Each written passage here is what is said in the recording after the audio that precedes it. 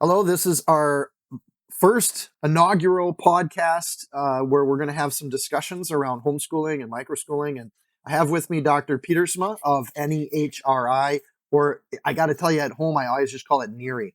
So I don't know if there's an abbreviation or a way to say it that isn't there. But Dr. Petersman's been taking over the research journal for NERI.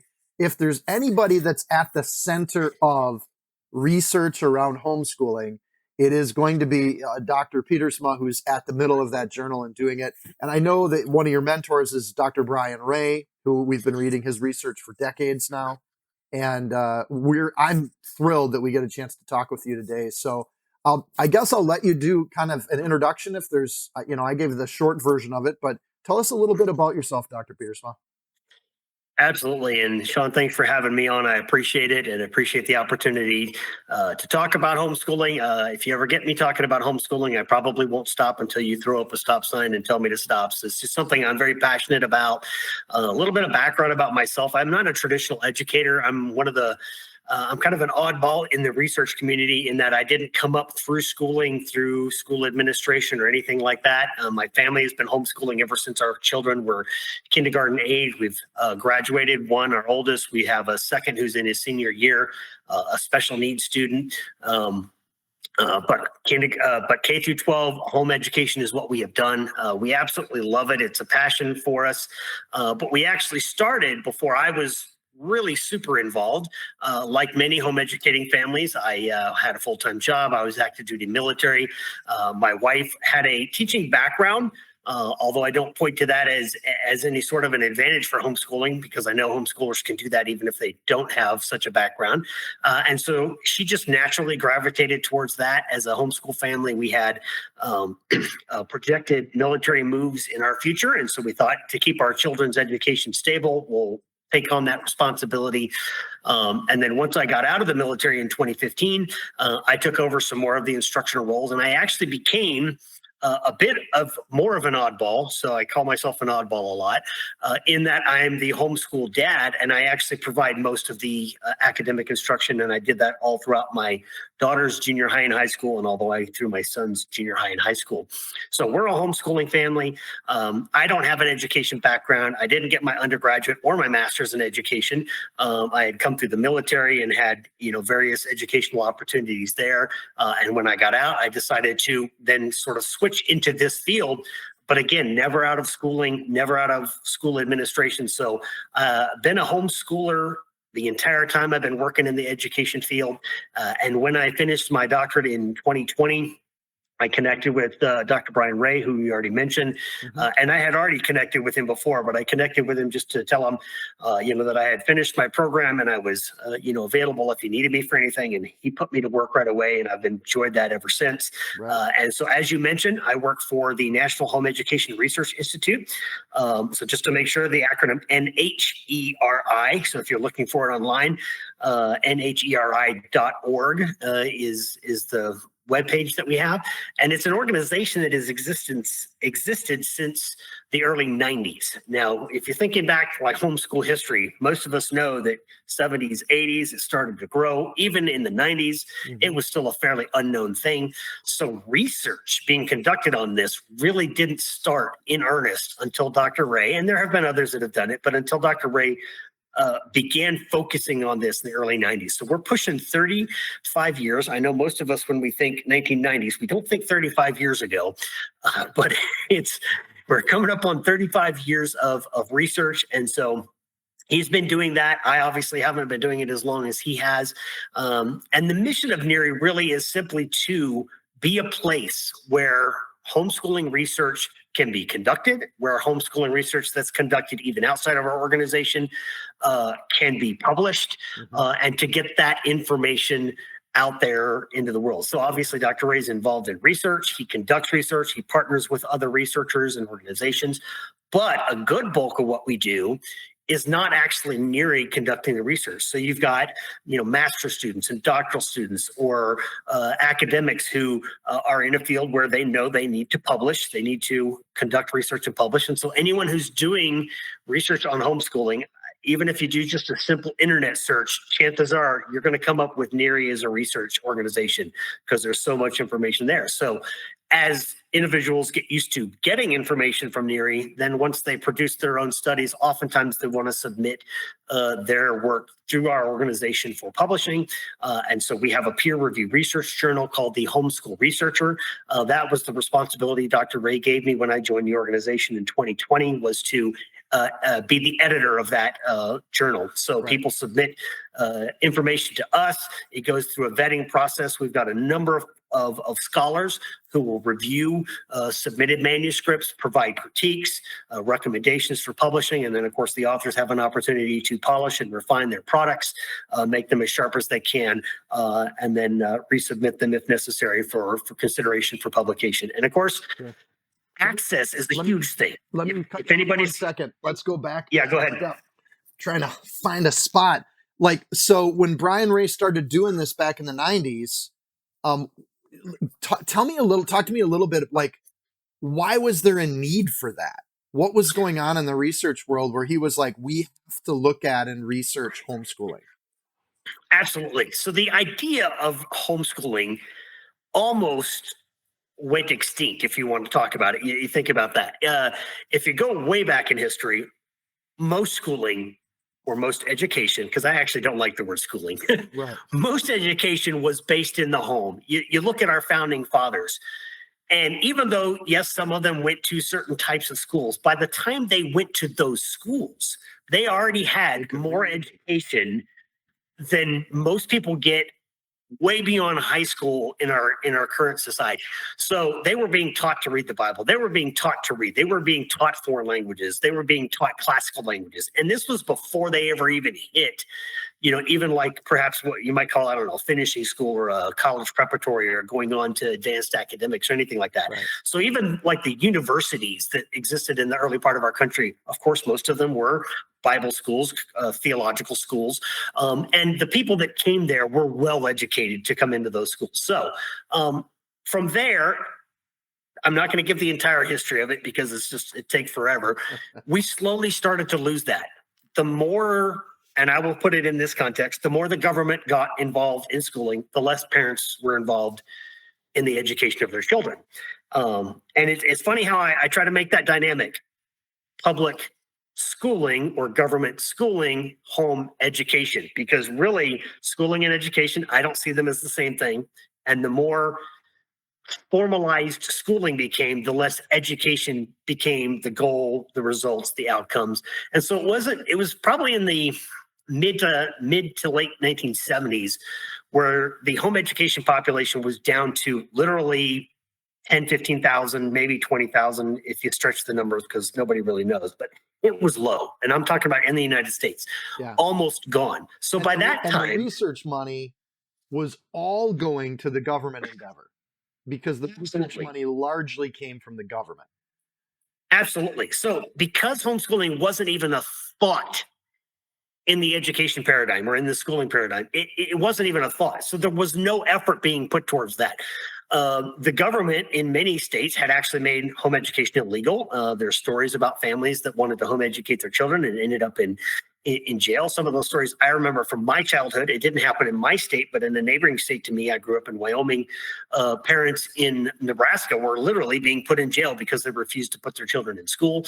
And there were some other states that had similar situations. So the need for the research came because homeschooling had died out to the point where very few people even thought of it as an option or as something that they could or would do with their children. So obviously NERI was needed because there was just a dearth of research. Nobody touched home education. Nobody in academics was involved in it at all. And so that was really the driving need. Here's a paradigm of education, and not just a paradigm, a very good one based on like the experience of those early home educators. And when I say early, I'm talking about modern homeschooling movement, those that started pulling their kids out of schools in the late 70s, early 80s into the 90s. And it started to grow. And as it started to grow, people like Dr. Brian Ray realized, okay, there is a need. There is a huge need because people are asking the question, what is homeschooling? How does homeschooling work? Is homeschooling effective? And then, of course, you start down the rabbit trail of all sorts of suggestions. Are homeschoolers weird and unsocialized? And I like to say yes, just to get people on, just to get people talking about that. We're different. I'll admit that without a doubt. But no, it's kind of funny how it needed to be there to start answering questions. It continues to need to be there because those, not only do the old questions persist, although some of them have died down a bit. I will admit the socialization question is less than it used to be. There's so many studies out there that talk about that. You can pretty much put that one to rest. But as soon as you put one to rest, another one will come up, Right. and you will have people who are both inquisitive. Hey, I wonder about that, and you will also have people who are just outright oppositional. And so the research is needed because there's policymakers out there. There's people at the government level that want to put government programs in place. And so we need to have that research to be able to go to those policymakers and say, this is the strong empirical research data. Now make your decisions based on this. And yet, our organizations that are going to put out competing, if you want to call it, research information, and you have to sort through that too, and you have to explain why. Perhaps because of methodology, they came up with a different explanation for a research question that they had, and so that continues to be the need, and which is why we're here to make sure we put all that out. Some call this like the Goldilocks paradigm. Do you want mama bear, papa bear, or baby bear? But then the question is, what if you just shouldn't be in a bear's house, right? And so when you have research comparing the bears and the options, and this would be the best format, but they're all in the bear's house. And so like saying maybe you should be in a human house, and Right. that we need research over here too. And then these folks get upset that you're not looking at bears anymore. And So a lot of the research does in fact talk public school, private school, charter school. And then I'm like, well, let's just take school out of that. Well, then what do you have? You have the home. right. You have the home, and there's an element of that. So yeah, that's where we are, and we want to make sure we put all of that out there. Something I was thinking about a minute ago was a lot of research is not accessible. So if you do, internet searches for research, you'll get links to stuff that you can't access. One of the things that we want to make sure we do is have everything is open access, so you can actually go onto the NERI website and research every issue of the Homeschool Researcher that's ever been published all the way back to 1990. It's all public and available. We want to make it that way. So of course we operate as a nonprofit. And there's a donate button on the page for that, because we want to keep doing this, but we also want to make it available. We don't want to have stuff that's just too hard for individuals to get, because it's not just scholars. It's not just policymakers. Parents are interested in this stuff. Not all parents want to sit around and read the academic papers. I get it. It can give you a headache. Some do, though, and we want to make those available for anyone, and the organizations like portals, organizations like state home education support. We want to make sure they have this information so that they can take it to their legislator, their policymakers in their state, and make use of that information as well. An odd thing you mentioned, so we'll get back to where you were, which was there are organizations that will challenge any research on homeschooling because of ulterior motives or motivation. And they're quick to say, you have to be nonprofit, because if you weren't, they'd be so quick to say, well, yeah, you're funded. Of course you're saying it that way. BJU or Portals funds your research, so you're biased. So which is a condition you don't put on the other ones, where there's millions, billions of dollars of research going into these other research communities, and nobody critiques the fact that it's funded. So they absolutely have motivations to challenge and contradict homeschool education, especially as the movement's given rise. So let me ask you about that. Are there indicators? We're going to get right into some of the findings now. Are there indicators that there has been a general acceptance of homeschooling or a rise in homeschooling numbers for whatever reason? Do you see a trend in that direction where there is more and more of a conversation around homeschooling? Absolutely. So, prior to 2020, prior to COVID, homeschooling had been on an upward swing. It was more in the conversation. It was gaining momentum. The numbers were going up, but it was a slow crawl. At the point of COVID, if you want to say there was a positive outcome from it, I can say this from an educational perspective, that it drew attention to education in general. Individuals that took their children out of school or were forced to have them, what I call, school from home, which is doing sort of a virtual school online from home, even though I don't consider that homeschooling. I can get into definitions later. That's a whole other conversation. But they started to realize, okay, there's something here that's not what it needs to be. Mm-hmm. So parents started to ask questions. And when they started to ask questions, one of the things that pops up was, well, here's homeschooling. Well, how's that? What do you do with that? They start talking to people perhaps that had done that, and they start at least leaning that way in an inquisitive sense.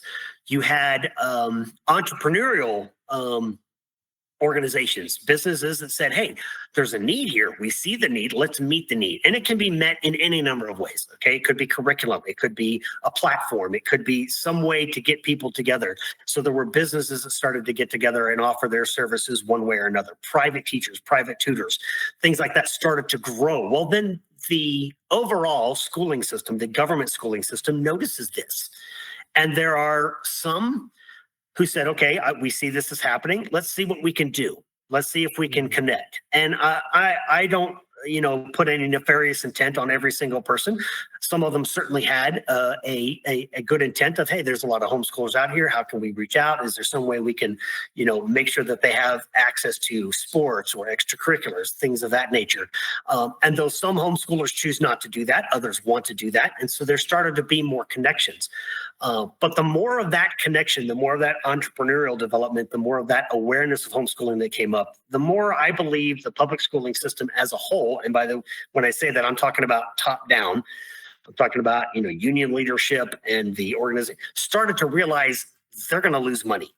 They're going to lose money because students are not going to be going to the school. If you look at costs for home education, costs for public education, the comparison is so disparate. I mean, most home educators, and the last stats that I saw on this are probably a little old, $300 to $500 a year per student per year to home educate. Right. Public schools, any thousands, tens of thousands, some states 20,000 per student per year.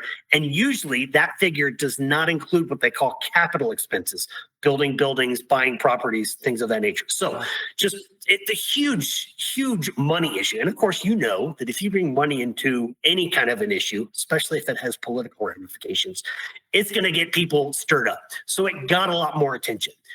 Schools started paying attention to it. Colleges started paying attention to it. Colleges had to go through this process of, well, what do we do with these individuals that are coming to us from homeschooling? At first, there was, I think, a little bit of trepidation. A lot of schools were like, I don't know about homeschools. I don't know if their diploma should be considered accredited. I don't know if they're really doing that good. Well, then most of them started to realize these students, and this has been backed up by research as well, these students are doing, and I'll use this term, at least as well. So in a worst case scenario, they're doing at least as well as publicly educated students. And more often than not, they're doing better. They work independently. They don't need as much guidance, not getting in as much trouble, all of that kind of stuff. So now colleges, most, I won't say all, they're actually recruiting homeschool students. And there are some colleges that are like, these are the students we really want. And they actually focus on that. Yeah. There are some very home education friendly colleges. Right. So I don't know if I went off the topic of your question, but it has expanded. The answer is absolutely the focus on it, the need for research now more broadly from a bigger academic perspective has been recognized. People are realizing it is an option. People are realizing that it's not just an option, but it's likely a good option, if not the best option for their family. And I know I say that, I will admit my bias. You talked about bias earlier. One of the things I have to say all the time, and I admit this freely, I am biased because homeschooling is what I am in. So yes, I love homeschooling. I am convinced that it is good, not just because I've done it, but because I've seen both the results of other people's work, as well as the research, as well as my personal experience.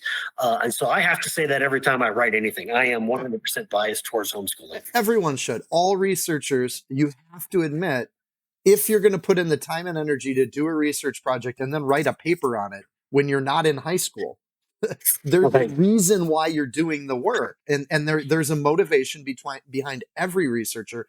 I'm suspect of ones that say that they're truly neutral and they don't have a bias. That to me is a lack of intellectual honesty and academic honesty. Right. So when you see a research article, you should see a section called limitations. where and in part that researchers should discuss at some level, here's my blind spots, and these are Right. things I didn't consider, and if these were to be considered, they could alter the results or the interpretation of this data significantly.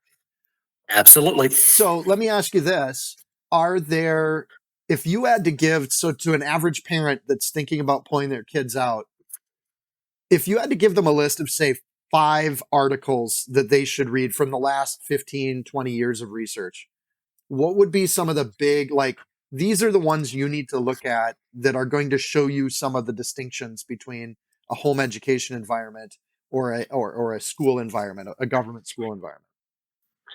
Yeah, and that question is going to solicit a prototypical researcher response, and the starting response is it depends, right? It depends on what your concern is. So an old concern, for instance, socialization. There are still some people that are like, if I pull my kids out, my kids are never going to hang out with anybody else. Yeah. That's not really the case. It's not how homeschooling develops, but there are research studies out there that can talk about that. Right. There's a couple that NERI published over the last few years. The researchers were named Seaver and Pope, and the title of it is "The Kids Are All Right." And you can actually find these on the NERI website. You can scan the Homeschool Researcher Archive, or you can just type in "The Kids Are All Right" with the acronym NERI behind it, and you'll pull that up. And so that was a 2-part series research paper that was really, really good for that particular issue. Moving beyond that, though, most people are still very concerned about the academic Right. potentialities for their children. That's probably one of the biggest. And I like to point people, because as a starting point, you can go to Fast Facts on Homeschooling on the NERI website, and you can scroll down and it talks a little bit about Dr. Ray, but there's just a ton of short little facts, but behind each fact is a highlighted, hyperlinked citation. And you can click on that to go to either a journal type article or a full study report that will explain it. Wow. And one of the ones that I really like to point out to is a study that Dr. Ray has done, and it's actually being redone, that points to the average academic outcome of home educated students versus publicly schooled students on standardized achievement tests. And the conclusion he came out to was that students who are home educated generally score 15 to 25 percentile points higher than their public school counterparts on those standardized tests. Now, I have to put a caveat on this, like you do on everything. The home educated students who take this test volunteer to take this test. Mhm. The public school students who take this test have to take this test as part of their public school program. Yeah. So even if you factor in a certain percentage, the fact that it is so much higher, and when you add to that the research from colleges who show a higher GPA for students going out of homeschooling into college, it's consistent with the data to say your children are probably going to do better. Now, maybe they won't do 25 points better. It doesn't matter. The point is you're probably with a high likelihood to get a better academic outcome. So that's just standardized tests. A lot of us don't do standardized tests. I will raise my hand and be the first one to admit I did not put my children through standardized tests, especially with the special needs student that I had. Wasn't an issue. But you can even look at other aspects. So for instance, another thing that Dr. Ray did was he did what's called a meta-analysis, which is to take multiple studies, review those studies to pull out common conclusions. And so he looked at studies that dealt specifically with academic achievement. They all had to be peer reviewed. So these are quality studies that have been vetted through various journals. And the results of this was 78% of those peer review studies showed a better academic outcome for those who were home educated versus those who were publicly schooled. And that's great. 78%. That's a super majority. If you look at, anything that has to pass Congress, 66% is the highest percentage they need for a super majority. So I like to use that term, super majority of students or the studies, a super majority of those studies are showing better academic outcomes for home educated students. I like to caveat this one too, because there's a little bit of an assumption that we make that when I say, okay, 78% say they did better, does that mean 22% said they did worse? And the answer to that question is no. The 22% that didn't show a better outcome showed an equal outcome. Hmm. So I love to tell home educated parents this. At worst case scenario, you as a parent are likely to do at least as well Right. as any kind of a schooling environment. And that goes for public schools, charter schools, private schools, the whole 9 yards, at least as well. That's the low end. Right. If you want to look at a spectrum of possibilities, the low end of that is you're going to do at least as well. And as a parent, you get to do this with your child. So there's the benefit of being with your child, which I think is one of the greatest benefits of home education.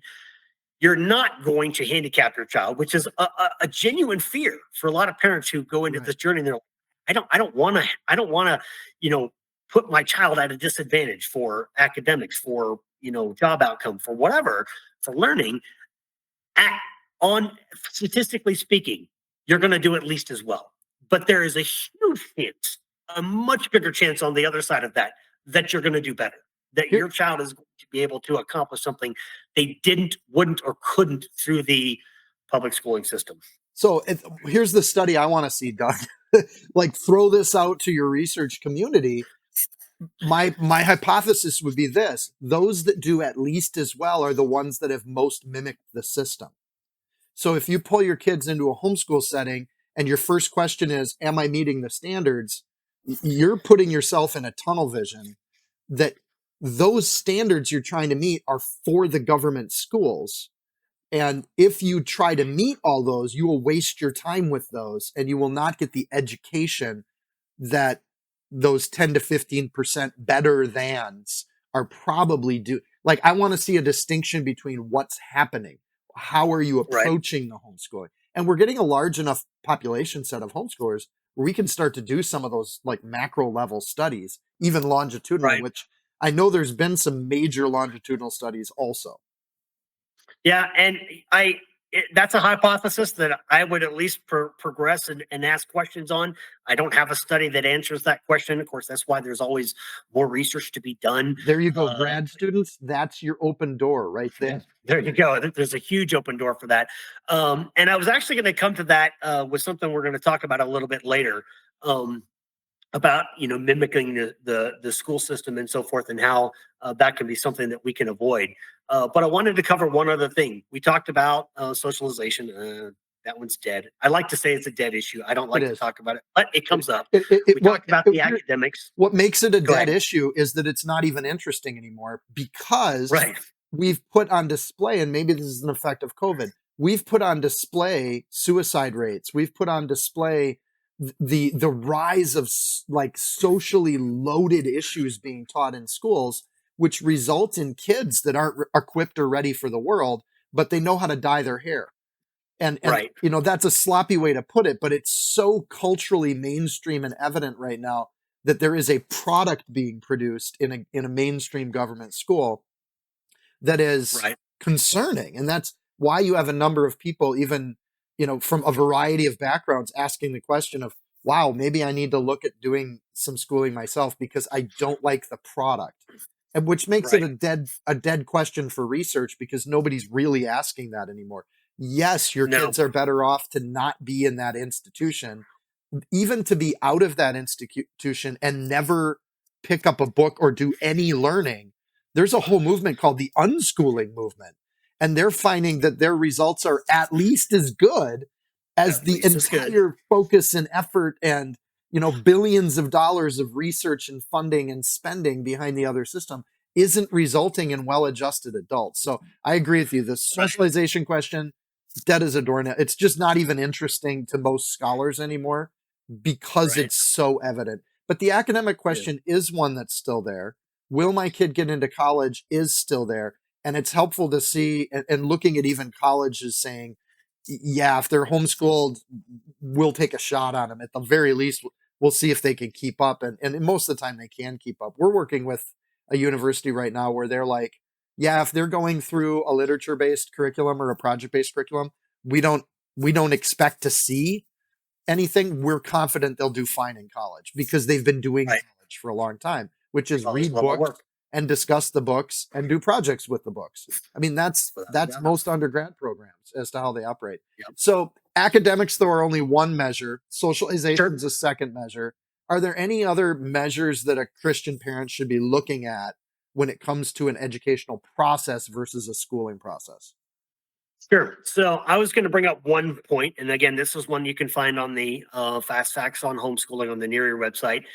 Is research that points to social, emotional, and psychological development. Now, this doesn't touch the Christian worldview perspective per se, but again, another meta analysis that was done shows that 87% of peer reviewed studies on social, emotional, and psychological development show homeschool students perform statistically significantly better than those in conventional schools. Now, for anyone in the research world, you know that that term statistically significantly better means you can actually say there is evidence, good, solid evidence that there is a better outcome on Yeah. those particular measures. So, from the Christian worldview perspective, which I love to get into this because I work mostly with Christian homeschoolers, although I reach out and help any homeschooler that wants help or people that are interested in homeschooling, whatever. But I do focus on that because I believe I've come to the conclusion that there isn't and shouldn't be a distinguishing between a child's academic development and a child's Christian worldview development, or perhaps we use the term discipleship, faith formation. I like the word faith formation because it kind of gets the idea that you're actually forming something, shaping something, you're making a sculpture, if you will. Mhm.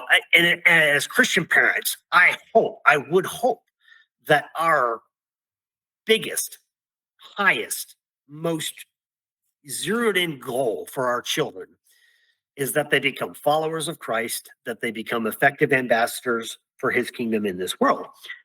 And when people ask me, what is your purpose for homeschooling? That's what I say. They're like, well, what about the academics? Sure, they're going to get the academics, but they're going to get it because we're going to focus on these things. So I want to get back to the statistics you talked about, and I didn't get to your five. What are your top five studies? I haven't got to five yet. So, and my fourth one is not going to be a study, but it's going to be a group. And or a chunk of studies, if you want to think of it that way. So there's an organization called the Barna Group. I'm sure you've heard of it. I Yep. don't know of other people who've heard of it. And again, this is not all data that's publicly accessible, but a lot of it is. And what the Barna Group does is they actually look at the status of Christianity. People continuing to go to church, people continuing to believe in a faith tradition that they were raised in, and things of that nature. And the reason I point out their research is almost to scare people. Mm. And I say that with a heart of scaring people into an appropriate action for their family. So the statistics on faith retention, or people that perhaps grow up going to a church, but then in their adulthood they don't, it is abysmal. The percentages are low single digits on almost all metrics, maybe in the teens. If we look at our society, we are not passing on our faith tradition to our children. And I don't care what your faith tradition is. I mean, I do. I'm a Christian, got no Mhm. problem admitting that. But even others who are of a different faith tradition than me, they're not passing that tradition on either. And I believe with the number of people in our nation who still consider themselves Christian at heart, perhaps they were raised that way, went to a particular church or denomination when they were growing up. There is almost no expectation nowadays that children will continue in their family's faith tradition. And I think that has contributed to tremendously so many areas of societal decline. You pointed out, some of the things, the metrics about suicide. You know, if you track the parental abdication of educational authority, in other words, from history, when parents started to pass that responsibility onto the government until it got to the point where it was almost exclusively a government responsibility. And people still think today it's the government's job to educate the populace. It's the government's job to educate my children. They will put the children there. That's their job. If you track that trend, you can also track a parallel trend. Mm. And that is parents putting the responsibility for the discipleship of their children on a church. Now we know the church is there and the church's role in teaching and growing believers. But for a lot of parents, they made a very parallel decision. I'm going to put education in the hands of the government. And maybe it wasn't even a conscious decision. Maybe it was just so slow, kind of like the frog being boiled in from cold water kind of scenario. It was so slow that it was almost imperceptible. Same thing on the discipleship side, where now we have said, okay, well, I put my children in a Sunday school and I put my children in a junior church and I put my children in a youth group or a young people's group, and they're going to get discipled. Statistically speaking, that does not happen. And I'm talking about seriously low single digit percentages of any of those programs even have a discipleship focus, let alone an intent to disciple the children. Wow. So parents on two different fronts have abdicated that responsibility. And all we have to do is go back to the Bible. We can read it in Deuteronomy. We can read it in Proverbs 22:6. We can read it in Ephesians 6:4. We can read it in Psalm 78, where parents, we can read it all the way through the Proverbs.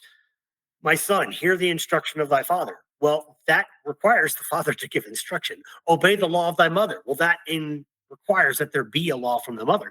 All of those passages of scripture that we go to do not, in my opinion, give the permissibility for parents to say somebody else can educate my children, somebody else can disciple my children. Right. And even as we see those things in two different streams, they're really not.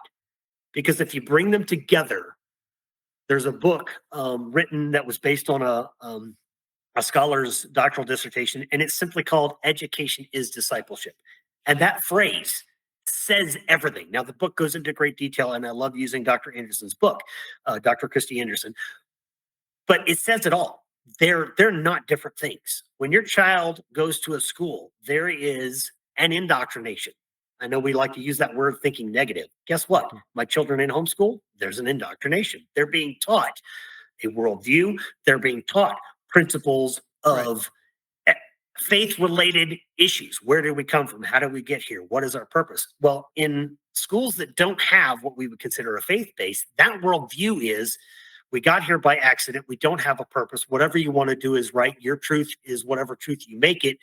And we have what we have as a result in our society. Right. And so home educators have an opportunity. This is one of the greatest opportunities to take what we have for years thought of as two different things and to completely connect them and move forward so that both can be accomplished simultaneously and, in my opinion, more effectively. So it's like, what's the saying where you got, the sum of two things is greater, you put them together and the sum is better than if you have those two things separately. I totally botched that. The sum is greater than the sum of its part. The whole is greater than the sum of its parts. That's what I was trying to say. See, sometimes academics, we get tongue What I'm here for. Can't say things straight anyway. Yeah. That's awesome.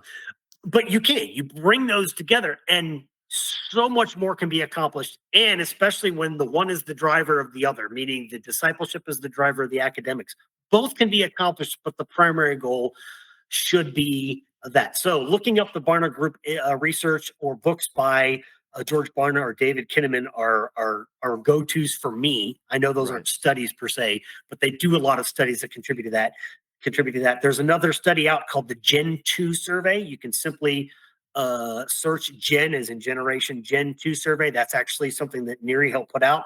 That also gives some insight onto the effectiveness for Christian homeschoolers, the effectiveness on the discipleship of children. And of course, this is not a study, but my dissertation was actually intended to bring together those elements of Christian homeschooling that help parents to carry that faith tradition onto their children. So there are studies out there that have worked on that. And I think it is an imperative thing for Christian homeschooling families to keep in the back of their mind, actually not the back of their mind, the forefront of their mind, right in front of them. Like the Bible says, like frontlets on your eyes, put it in front of you, write it on those tables on the heart, so that it can guide you and take you forward in your process of educating your children. And more importantly, in your process of teaching and growing your children to love the Lord their God with all their heart, their soul, and their mind.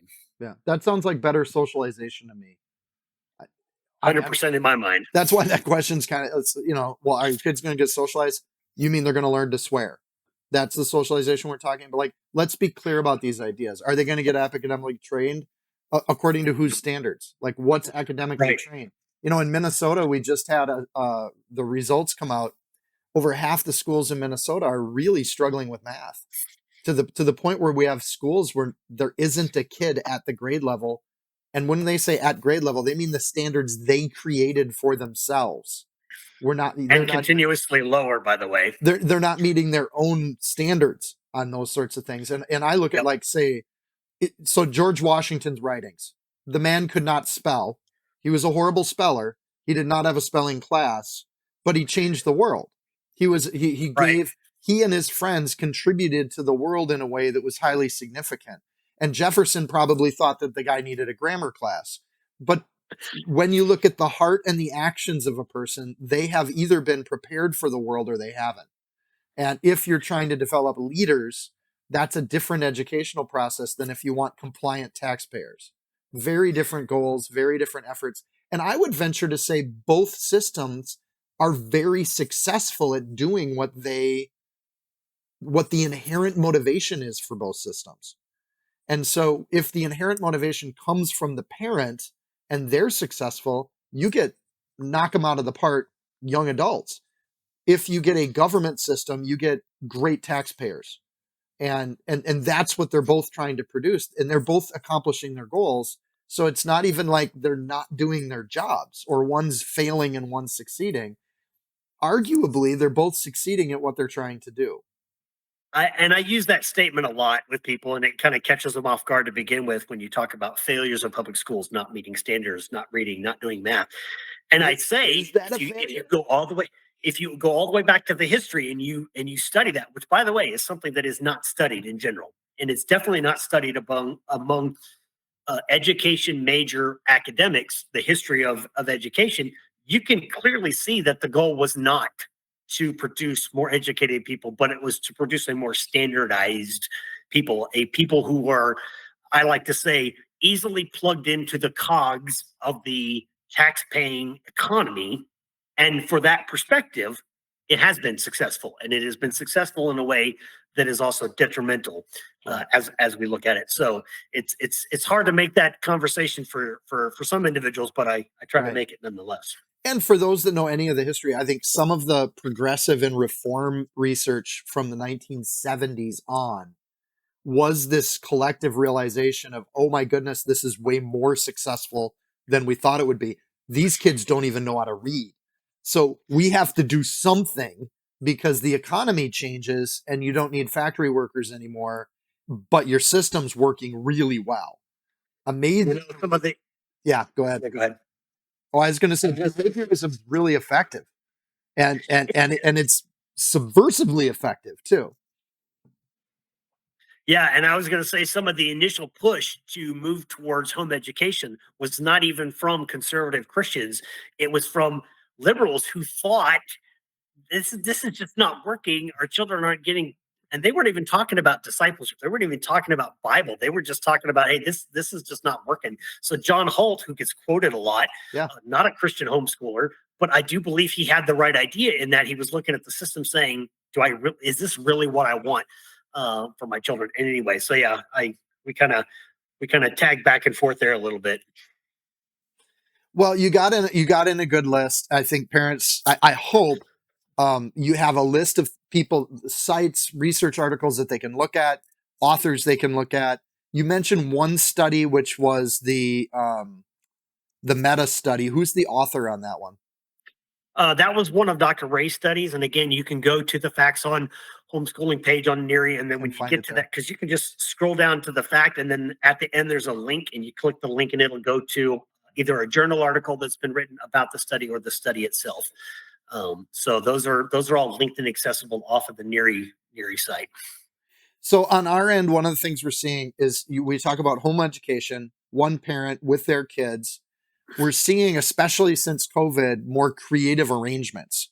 Like mom does 2 days a week, grandma does 2 days a week, and the neighbor mom brings the families together. And there's lots of names for this, but the idea is having the education process be a community of adults that are all working together to create a consistent educational program.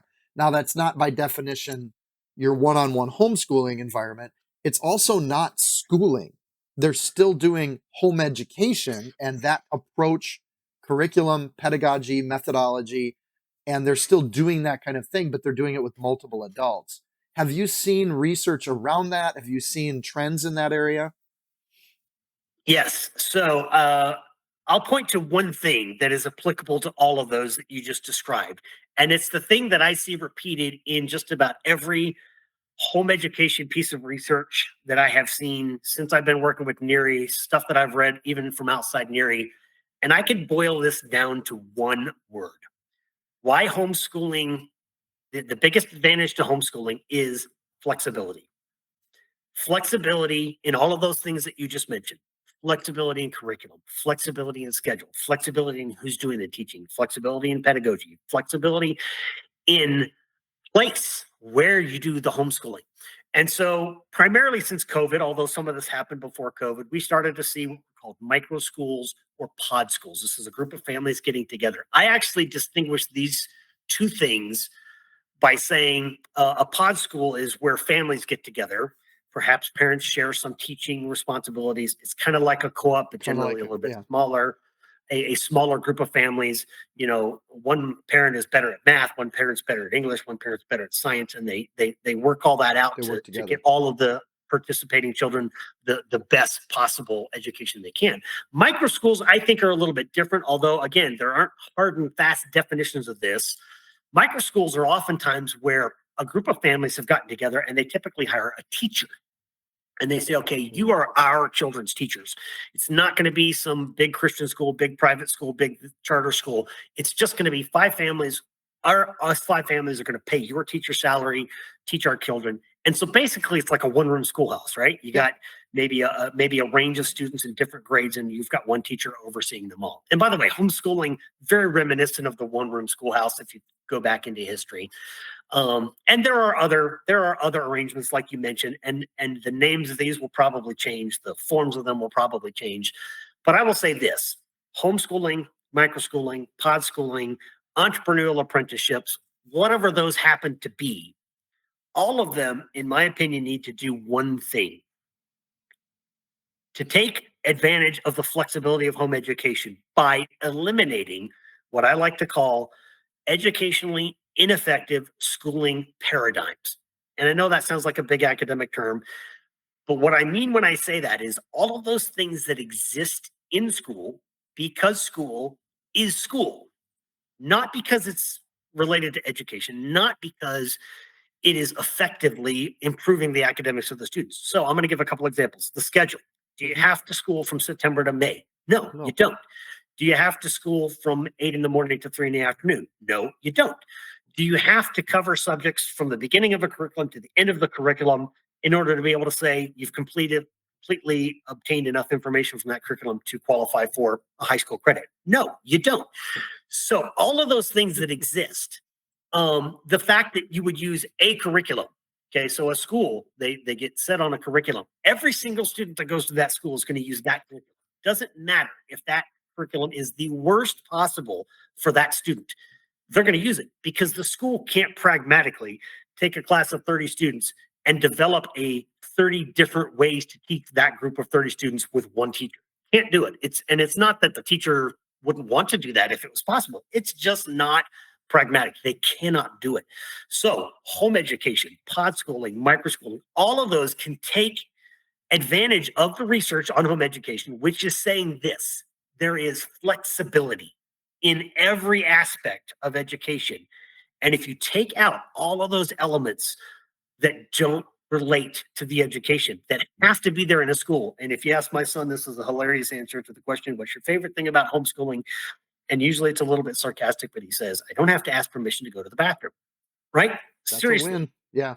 He needs a break. He takes a break because we don't need to do that. There is no educational advantage to a hall pass for a restroom break. So if you Mhm. take all of those things out, and it's not to say we take out recess, we have plenty of recess. It's snowing outside today. Maybe we'll go play in the snow where I'm at, whatever it happens to be. But if you take out all of those things that absolutely don't relate to education, you free up time, you free up availability. Parents that work during the day, they can homeschool their kids in the evening. Parents who are working different shifts can share that responsibilities. Right. A dad, and this is something that I try to get dads as involved as I can. I know I'm a weird dad. I do most of the academics for my kids, but For the dads that are working full time, I try to encourage them, find something to do with your children. They're like, I'm not there when they do school. Fine. Don't do it during school hours. Do it on a weekend. Do it on an evening. Yeah. Do it every other Saturday for a year. Who cares when you do it? Do something with your children. You're involved. You're helping them learn. You're learning about their learning process. And now you can be a better help to your wife if your wife is going through the decision process of Right. schooling or schedule or whatever it happens to be. So the flexibility is such a huge thing, and it's coming out in every study I have seen that there is just this availability to do things that can't be done in school because school is locked into a place, a time, a schedule, a curriculum, a budget, whatever. And Right. we're free of all that as home educators. And I would say micro schools, pod schools, and other variations of educational options can take advantage of that. By the way, I think to a certain extent, some schools could take advantage of those elements, but they're going to be limited. They're going to be limited into how many of those they can apply, simply because they're where they are. They're Right. there at a certain time. They've got a schedule. They can't really break all that up, and they just don't have the same flexibility and freedom. And I love freedom. And as Americans, we all love freedom. So let me push back on you just a little bit, because Sure. if you're in the public school system and say your kid has special needs, your child has special needs, they'll say, well, we're going to serve your kid better here because we have an IEP, which is individualized education plan. Well, that sounds a lot like flexibility and freedom. And what's the difference between an IEP and what you're talking about, Doug, which is true individualized education? Okay, so I don't know if you meant to take for this podcast for an entire another hour, but we could seriously go another hour. But let's get the 2-3 minute version of your answer. I will try to keep this succinct. First of all, in my opinion, all home education is individually education program, IEP. Yep. In other words, my neurotypical student gets an education plan developed specifically for her. So, but yes, we did have a little bit of experience in my family with the public special education system. So when my son was in his first couple of grades, we ran through an online public school system because we, like most parents, thought he needs a special education teacher. Once I started looking into this, I found a couple of things. First of all, like every other government process, it is too bureaucratic. There were 9 people involved in his IEP meetings, and not all of them had the same interest, and not all of them had the same goals. And it made the process so unwieldy. I didn't like that, first of all. Second of all, the government schooling metric for improvement on a special needs student is that they grow at least 1% each year in their progress. Now, when I first came to understand this, it made me mad because I knew my son could do more. And even though he had good teachers, they had gone through their training. I have no issue with the teachers themselves. They still had 20 or 30 students. So their goals for moving students along were not individualized. Even if the plan they developed looked individualized, Right. they had to spread out their resources. So if he moved 1% in a year, they considered that successful. And this is why you have special needs students who can do a lot more than they're going to get through those school systems. And a parent can do so much more for 2 reasons. Student teacher ratio, 1-to-1, even if I've got 2 students, 1-to-2, even if I had 10 kids, which I don't. Yeah. 1-to-10, still a better ratio than the public school system. And academic engagement time.